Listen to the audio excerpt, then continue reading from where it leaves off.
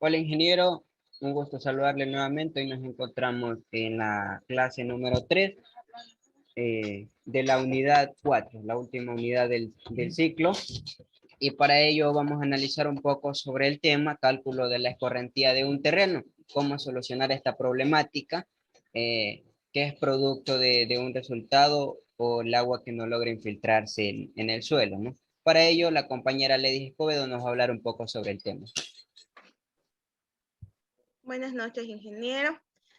Bueno, la escorrentía como tal, el cálculo de escorrentía, esta es la circulación libre del agua no infiltrada sobre lo que son las superficies del suelo y en los mayores casos, esta agua lleva consigo partículas del suelo e incluso tiende a llevar todo tipo de sustancias que se encuentran a su paso, ¿no? Tales como residuos de palos, etcétera. Este fenómeno se da normalmente cuando un suelo recibe un poco más de lo que es el agua que puede infiltrar y específicamente puede ocurrir este proceso en lo que son áreas de pastoreo, fincas con alta concentración de animales y en áreas en construcción. Al referirnos a las áreas en pastoreo, pues podemos mencionar que, por ejemplo, son en las áreas donde hay ganado, sí. ¿Por qué? Porque estas áreas están sumamente compactadas debido al pisoteo constante de lo que son los animales.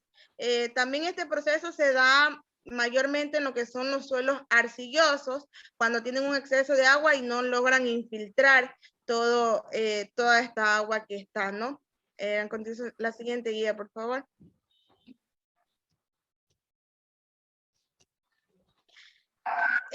¿Por qué es importante conocer la escorrentía? Es importante conocer la escorrentía de un terreno. ¿Por qué? Porque esto nos va a permitir conocer qué cantidad de agua no está siendo absorbida por el suelo y en qué velocidad está disminuyendo, ¿no? Y así vamos a poder, de esta manera, con este conocimiento, vamos a poder establecer lo que son los sistemas que permiten evacuar lo que es la cantidad de agua restante que no está siendo infiltrada. A continuación, vamos a ver uno de los tantos métodos que hay para calcular esta cantidad de escorrentía. Para ello, tenemos como referencia el cálculo del siguiente ejemplo, que es como que si vayamos a calcular un caudal. Como dato vamos a tener lo que son 20 metros cuadrados que corresponden al área y una velocidad de 2 metros sobre segundo. A continuación, mi compañero Escobar va a explicar a detalle este proceso.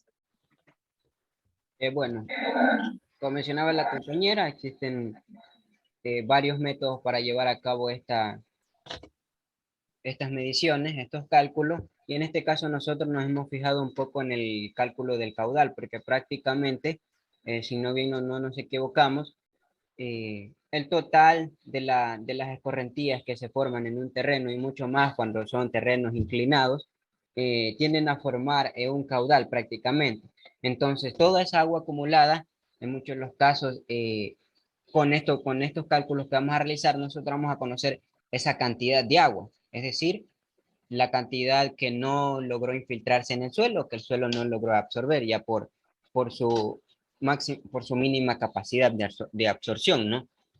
Entonces, como datos tenemos 20 metros cuadrados, es decir, el área, y la velocidad que normalmente la fijamos para conocer en tal velocidad, en tal tiempo, cuánto de agua logramos recolectar prácticamente, ¿no? Se logra recolectar. Entonces, el área se la consigue de cada una de las mediciones transversales del caudal, porque obviamente son por distanciamientos que realizamos esto, entonces cada uno de los distanciamientos, la suma de todos ellos, aquí nosotros tenemos un área total de 20 metros cuadrados.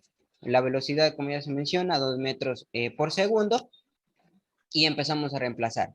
La fórmula de caudal es igual al área por la velocidad, es decir, que vamos a multiplicar el área total del caudal por la velocidad Y resolviendo el ejercicio, tenemos que el caudal es igual a 20 metros cuadrados por la velocidad, que es 2 metros por segundo.